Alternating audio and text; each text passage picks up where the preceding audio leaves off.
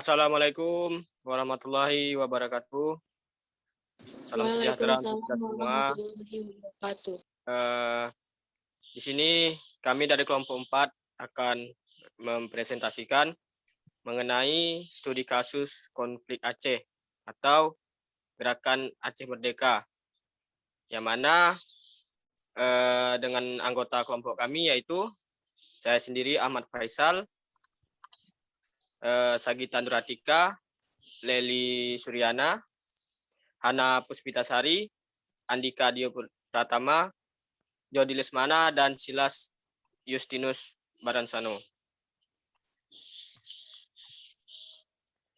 Baik, langsung saja untuk latar belakang mengenai diskusi hari ini ialah setelah pemberontakan TI atau TI T2 pada tahun 1953, kekecewaan rakyat Aceh terhadap pemerintah pusat kembali direfleksikan dalam pemberontakan Gerakan Aceh Merdeka, yang mana disingkat dengan GAM, yang diproklamasikan pada tanggal 4 Desember 1979 oleh Hasan Tiro. Namun, berbeda dengan Tengku Daud Beureh, Hasan Trio tidak menempatkan Islam sebagai misi utama, melainkan nasionalisme dan patriotisme Aceh. Melainkan berdasarkan latar belakang inilah kami tertarik untuk mengkaji tentang daerah operasi militer di Aceh pada tahun 1989 hingga 1998.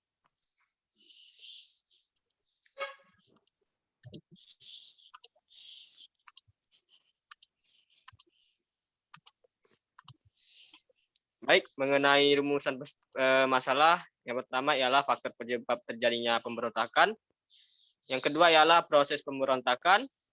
Yang ketiga, upaya pemerintah dalam menumpas pemberontakan dan berakhirnya Gerakan Aceh Merdeka. Yang keempat, kondisi Aceh pasca diadakannya perjanjian perdamaian dari 2005 hingga sekarang.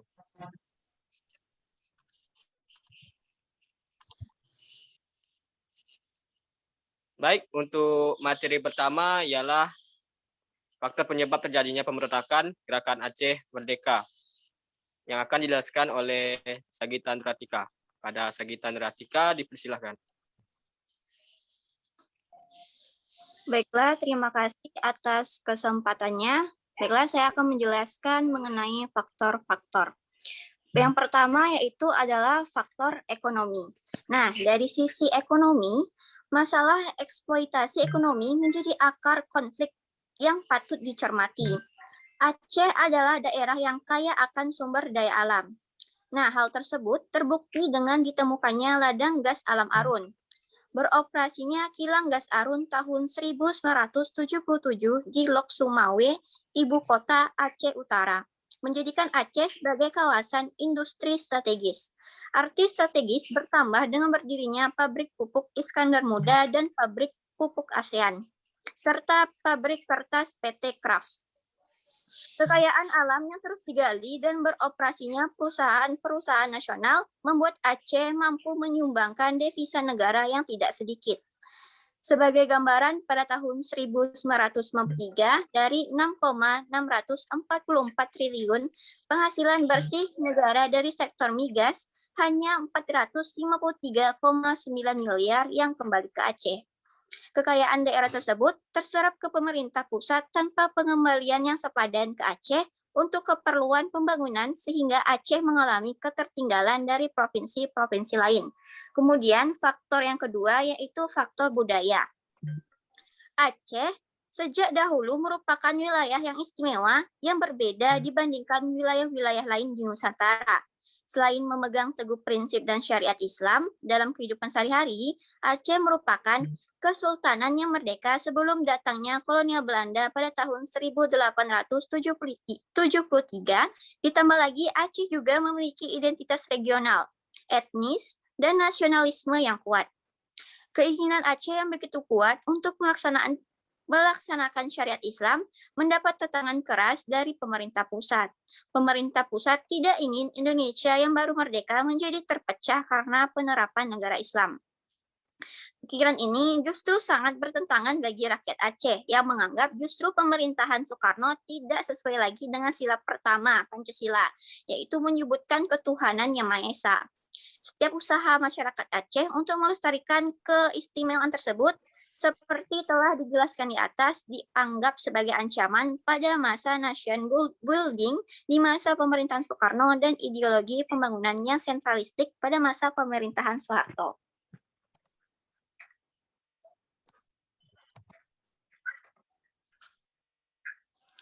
Kemudian faktor yang ketiga yaitu faktor kekecewaan yang dirasakan masyarakat.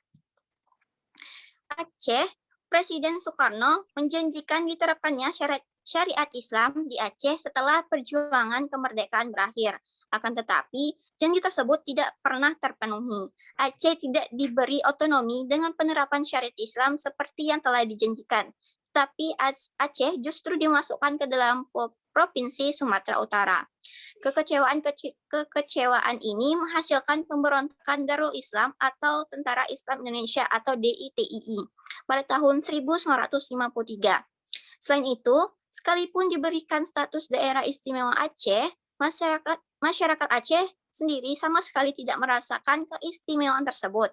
Hal ini disebabkan karena pemerintah pusat tidak memfasilitasinya dengan perangkat hukum, perundang-undangan, dan peraturan maupun penyediaan anggaran yang memadai untuk merealisasikan keistimewaan tersebut. Akibatnya, keistimewaan tersebut tidak lebih hanya merupakan simbol kosong. Terima kasih, saya kembalikan lagi kepada moderator. Baik, terima kasih kepada Saudari Sagita Nuratika atas penyampaiannya. Langsung saja untuk poin kedua ialah mengenai proses pemberontakan Gerakan Aceh Merdeka pada tahun 1976 hingga 2005 yang akan dijelaskan oleh Leli Suryana. Pada Leli kami persilahkan. Terima kasih moderator. Baiklah, di sini saya akan menjelaskan tentang proses pemberontakan Gerakan Aceh Merdeka atau yang disingkat dengan GAM tahun 1976 sampai 2005. Yang pertama, saya akan menjelaskan tentang awal pembentukannya. Membangun markas GAM pertama kali di hutan Panton Weng di Pidie, yang kemudian dipindahkannya ke tempat yang lebih aman di Bukit Cogan, masih di Kabupaten Pidie.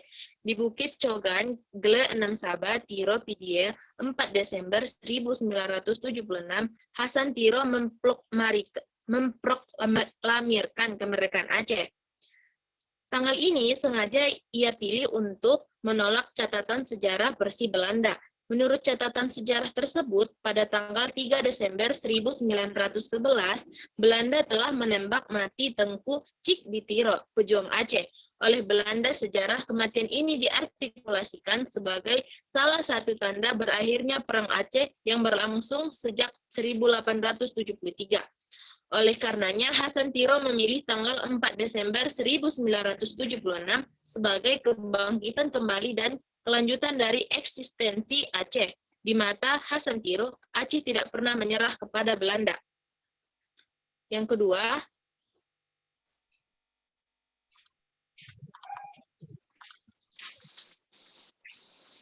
saya akan menjelaskan tentang tahap awal pemberontakan pada tahun 1977 sampai 1979.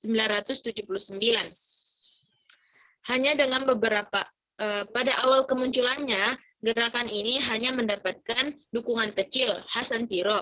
Hasan Tiro yang pada waktu itu adalah seorang pebisnis lokal dan sebelumnya pernah menjadi wakil Darul Islam di PBB, mendirikan GAM pada Oktober 1976.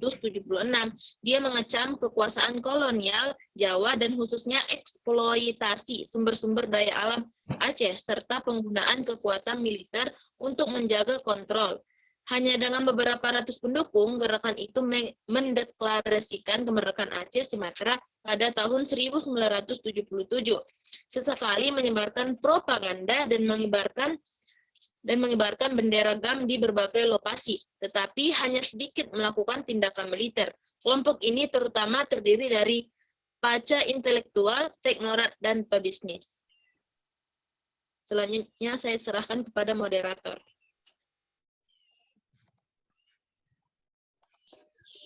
Baik, terima kasih kepada Saudari Leli atas penyampaiannya.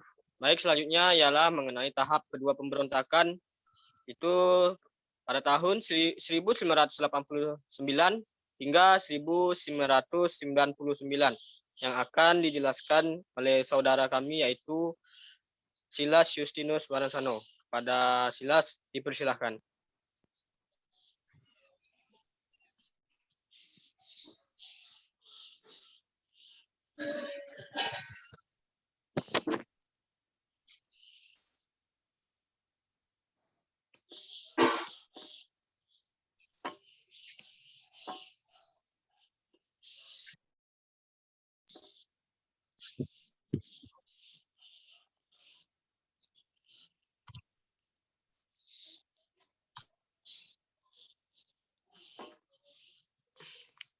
Oke. Selanjutnya tahap kedua pemberontakan pada tahun 1989 hingga 1999 akan dijelaskan oleh saudara kami Jody Lesmana. Kepada Jody dipersilahkan. Terima kasih saudara moderator. Tahap kedua pemberontakan yaitu pada tahun 1989 hingga 1999. Sepanjang tahap konflik kedua yang bermula sejak pertengahan 1980-an, para pemimpin GAM di Malaysia merekrut ratusan orang Aceh yang tinggal di Aceh dan juga Malaysia untuk menjalani pelatihan militer di Libya. Setelah kembali ke Aceh pada 1989, mereka meluncurkan serangkaian serangan gerilya. GAM kembali muncul dan mempersenjatai lebih baik dan melancarkan serangan yang lebih gencar, meski tetap relatif kecil, dengan anggota inti beberapa ratus pejuang aktif. Tahap kedua ini, pemimpin yang bergerak selama fase ini yaitu Sofian Daud, yaitu komandan GAM di fase Aceh Utara, dan Ishak Daud yang menjadi juru bicara GAM di Perulak Aceh Timur. Namun, gerakan gerilya ini kembali berhasil dilumpuhkan oleh militer dan Aceh pun dinyatakan sebagai daerah operasi militer pada tahun 1992. Kebijakan operasi militer yang terus berlanjut hingga 1998 ini berdampak pada pelanggaran HAM berat, sehingga kebencian rakyat Aceh terhadap pemerintah Indonesia semakin dalam.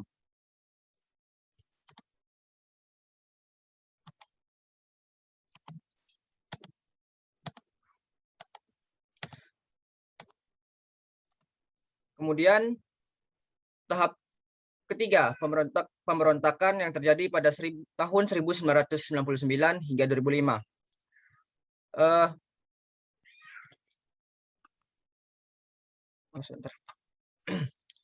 Bentrokan terus terjadi dari kesatuan-kesatuan polisi dan militer yang mana melakukan operasi pembersihan di desa-desa yang dicurigai menjadi sarang-sarang dari GAM.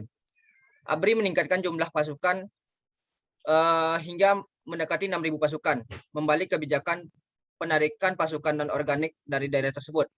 Pemicu eskalasi konflik ini selama masa transisi demokrasi adalah operasi militer kedua pada tahun 1959. Operasi militer yang diputuskan di bawah tekanan TNI terhadap pemerintah sipil Indonesia. TNI menyadari kekosongan operasi militer telah dimanfaatkan oleh GAM untuk merekrut dan mereorganisasikan gerakannya. Pada gilirannya, perang pecah kembali tanpa bisa dihindari. Kedua belah pihak pada dasarnya menggunakan corrective action atau contending strategi atau strategi berkelahi. Abraham Wahid mendekati GAM dan mencapai suatu kesepakatan mengenai jeda kemanusiaan di bawah mediasi Henry Dunant Center di Swiss. Kesepakatan itu ditandatangani pada 12 Mei tahun 2000 dalam suatu pertemuan yang dihadiri oleh Hasan Tiro, pemimpin GAM di pengasingan jeda kemanusiaan. Semula dilihat sebagai kemenangan gemilang Abdurrahman Wahid karena dilakukannya hanya 3 bulan setelah ia menjadi presiden. Kemudian pada pemerintahan Megawati, juga mencapai kesepakatan baru dengan GAM, yaitu suatu kesepakatan penghentian permusuhan yang ditandatangani pada tanggal 9 Desember tahun 2002. Pada masa SBY, pemerintah Indonesia meminta CMI atau Crisis Management Initiative, yaitu pimpinan Marty Atisari untuk menjadi mediator negosiasi damai. Negosiasi ini pun mulai berjalan melalui God of Vice CMI. Proses negosiasi ini berjalan alot namun produktif karena masing-masing pihak berkomitmen menyelesaikan konflik secara damai dan bermartabat. Selanjutnya saya kembalikan kepada saudara moderator. Baik, terima kasih kepada saudara Jody Lesmana. Selanjutnya ialah poin ketiga, yaitu mengenai upaya pemerintah dalam menumpas pemberontakan dan berakhirnya Gerakan Merdeka, yang akan disampaikan saudara kami Andika Dio Pratama. Pada Andika, dipersilahkan. Baik, untuk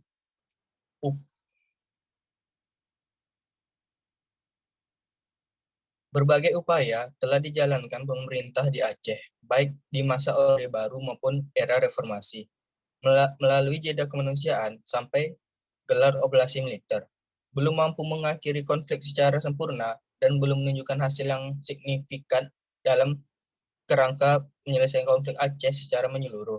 Tuntunan memisahkan diri dari NKRI semakin kental. Bahkan lebih berbagai akumulasi kekecewaan daripada sebuah pencarian solusi. Kenyataan di atas menunjukkan bahwa masalah konflik Aceh merupakan masalah yang multikompleks dan multidimensional. Akumulasi dari berbagai politik, ekonomi, sosial budaya, hankam, dan kemanusiaan yang bersumber dari ketidakadilan, sehingga menyelesaikan masalah Aceh yang diharapkan dapat diselesaikan secara komprehensif, menggunakan pendekatan multidimensi dan tidak dapat diselesaikan dan tidak hanya bersifat jangka pendek atau head-off, tetapi juga jangka panjang. Dalam menyelesaikan masalah separatis di Aceh, pemerintah Republik Indonesia bertekad menyelesaikan secara damai, komprehensif, bermartabat, keadilan menyeluruh dalam bingkai NKRI.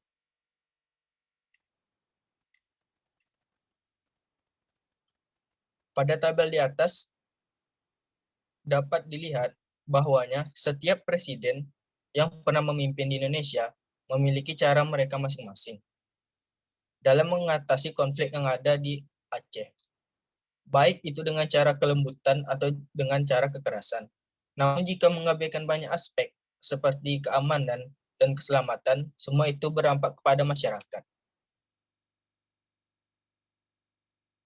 Konsep dari Josephnya menunjukkan bahwa hard power mengarah kepada penggunaan kekuatan militer untuk menyelesaikan konflik.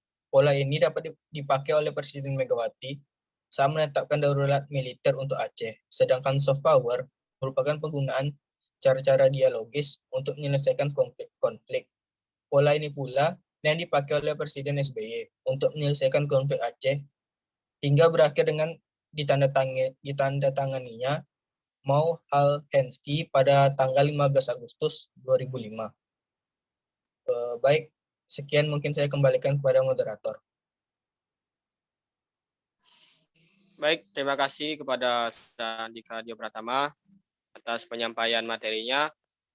Selanjutnya mengenai tolong di next PPT-nya.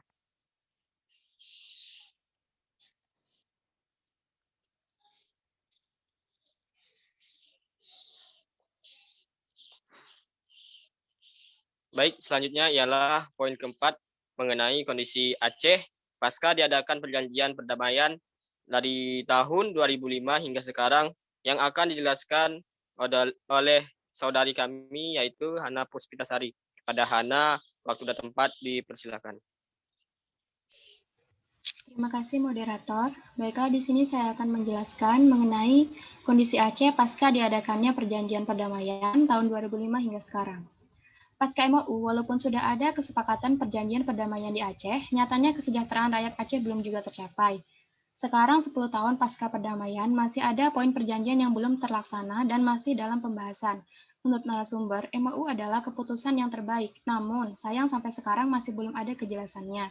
Dalam 2 tahun dijanjikan penyelesaian MOU Helsinki yang turun kepada UUPA, sekarang sudah 10 tahun. Yang dijanjikan masalah kewenangan daerah masih belum terlaksana. Untuk mengatasi hal ini, sudah pasti harus ada kejelasan dan komitmen antara pemerintah pusat dan daerah untuk mewujudkannya. Berlandaskan MOU tersebut juga, pemerintah mengintegrasikan mantan anggota GAM ke dalam masyarakat, memberi bantuan ekonomi, serta memberi kesempatan dalam pilkada. Sejak momen itu bergulir, nuansa damai di Aceh semakin tampak. Rakyat Aceh, terutama GAM, tidak lagi memberontak. Mereka telah hidup dalam masyarakat yang rukun dan tentram. Namun, bukan berarti nuansa damai itu tidak melahirkan persoalan baru. Banyak persoalan bermunculan di seputar kehidupan masyarakat Aceh. Persoalan yang sangat menonjol adalah korupsi birokrasi yang dilakukan oleh aparat pemerintah Aceh. Budaya KKN semakin bermunculan seiring maraknya korupsi di tanah air. Jaminan kesejahteraan bagi para mantan GAM juga semakin bermasalah. Banyak mantan GAM yang nasibnya terlunta-lunta karena tidak memiliki pekerjaan. Banyak pula warga sipil di pedesaan yang dulu pernah terkena imbas daerah operasi militer atau DOM tidak diperhatikan kesejahteraannya. Selain itu, sekat kecurigaan antara TNI dan GAM masih belum mampu dihilangkan. Sekian persoalan tersebut saat ini sedang menjuntai di bumi Aceh. Meski demikian, masyarakat Aceh khususnya dan Indonesia pada umumnya patut bersyukur karena beranda perdamaian telah mampu disemai. Kini masyarakat Aceh mampu menikmati hidup dalam keterentaman tanpa dibayang-bayangi rasa was-was akan adanya teror. Baiklah, itu yang dapat saya jelaskan. Saya kembalikan kepada moderator.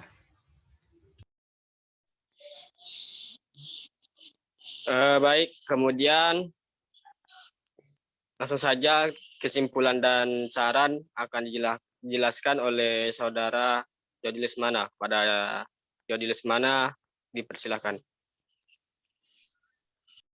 Baik, terima kasih kepada saudara moderator. Kesimpulan dari presentasi yang kami sampaikan kali ini, yaitu konflik yang berlangsung di Aceh selama kurang lebih 30 tahun antara Gerakan Aceh Merdeka dengan Pemerintahan Republik Indonesia telah banyak menyebabkan kerusakan dan juga kekerasan.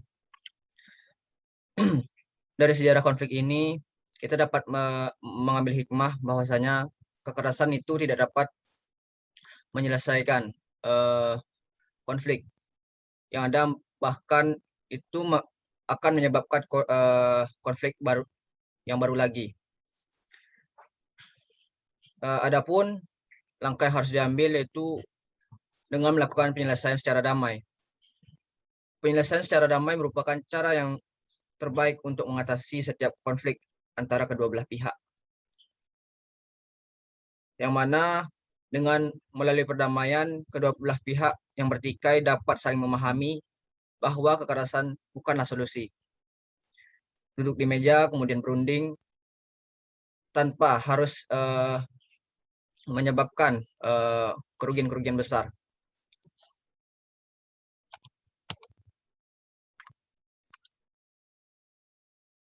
Semoga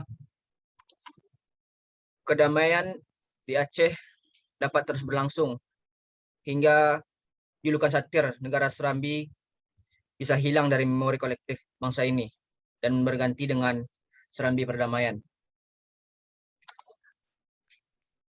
Adapun kelompok kami memberikan saran kepada pemerintah, yaitu pemerintah diharapkan dapat lebih cerdas dalam menanggapi setiap konflik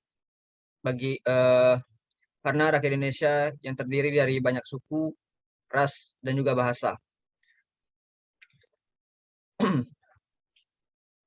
Sehingga dengan banyaknya keberagaman ini, maka Indonesia sangat rentan dengan adanya terjadinya perpecahan, sehingga pemerintah harus dapat memegang teguh semboyan NKRI yaitu Bhinneka Tunggal Ika. Juga diharapkan kepada pemerintah tidak pilih kasih terhadap dan menganarkritikan provinsi manapun yang ujung-ujungnya akan menjadi yang akan mengancam Kesatuan Republik Indonesia. Dan juga untuk masyarakat. Masyarakat juga diimbau untuk saling menjaga toleransi terhadap hal-hal yang berbau sara. Rasa saling percaya juga harus ditanamkan terhadap pemerintah dan juga memupuk rasa nasionalis dalam menjaga kesatuan NKRI dan juga menjauhkan diri dari sikap separatis yang pernah terjadi di beberapa provinsi di Indonesia. Mungkin hanya segitu saja. Saya kembalikan kepada saudara moderator. Baik, dengan penyampaian dari saudara kami yaitu Dodi Lesmana, demikianlah hasil diskusi kami, yaitu kami dari kelompok 4. Apabila ada perkataan dan kesalahan, mohon maaf. Dan untuk sesi bertanya, kami akan mengarah ke Google Classroom, yang mana kami akan mengambil 8 pertanyaan dan jawabannya dan pertanyaannya kami jawab juga di Google Classroom tersebut. Demikianlah hasil dari diskusi ini. Wabillahi taufiq wal hidayah. Wassalamualaikum warahmatullahi wabarakatuh.